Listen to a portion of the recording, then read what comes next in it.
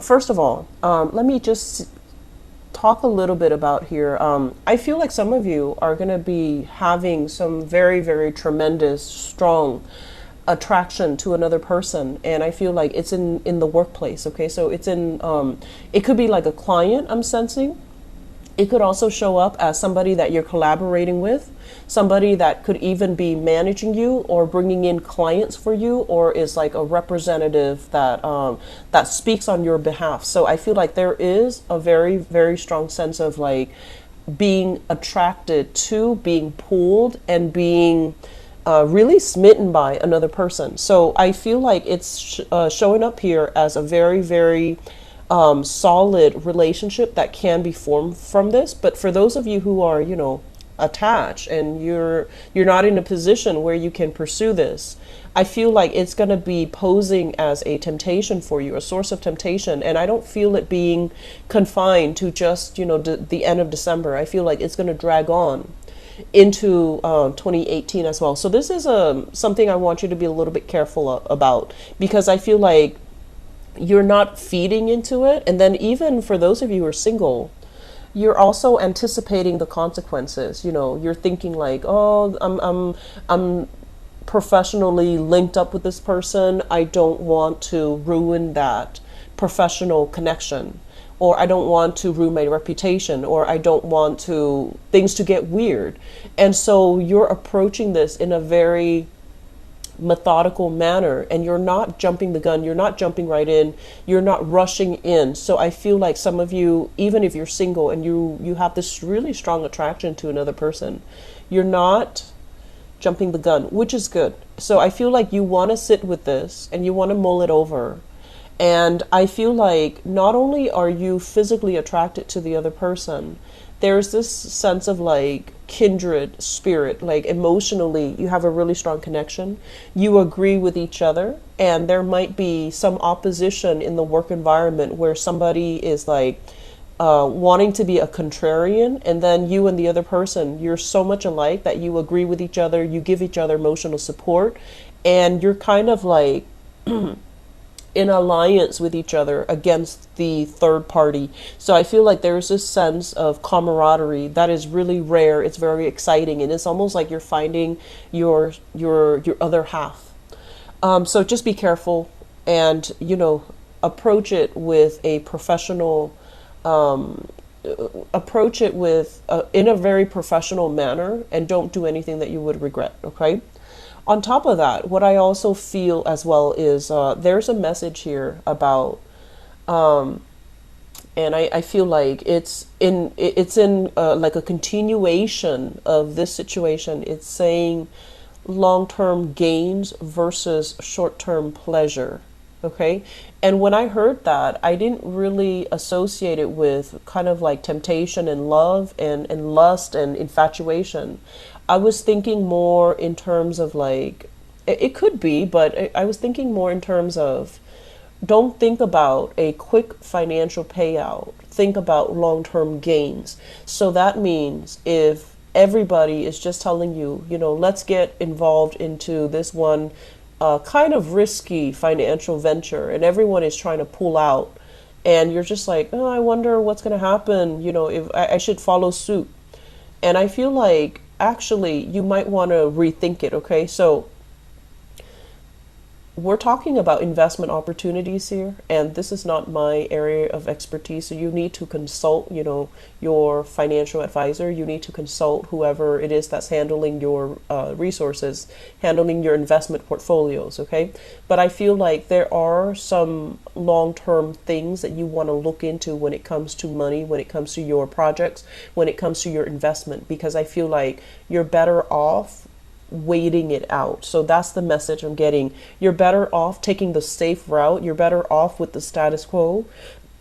Excuse me. And you're better off keep as you were, like keeping as you were, rather than doing a 180 change of direction, because I don't feel that that's going to bode well for you.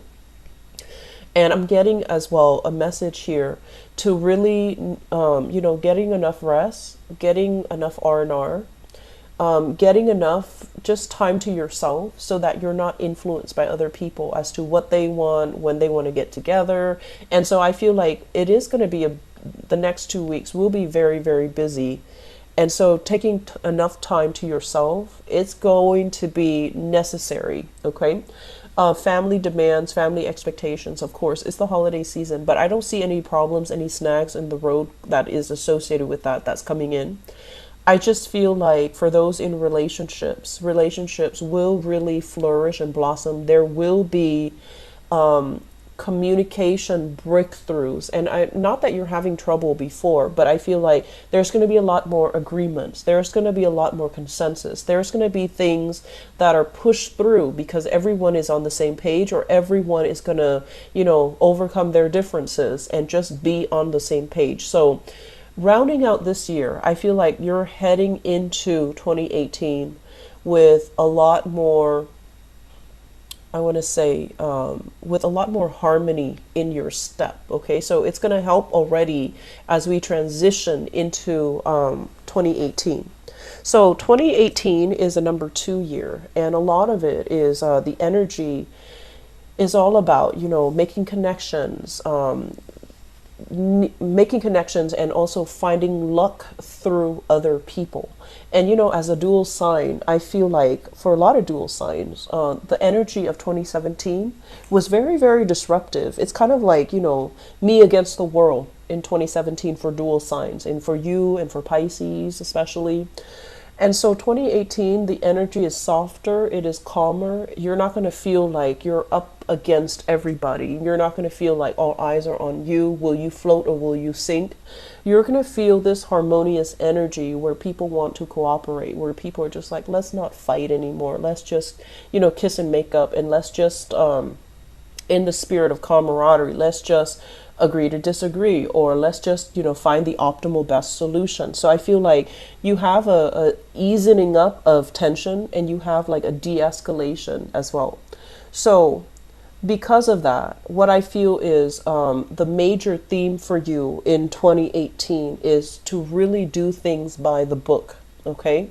And whatever adversity you have to overcome in 2017, I feel like it revealed to you your strength, but it also tremendously revealed to you your weaknesses.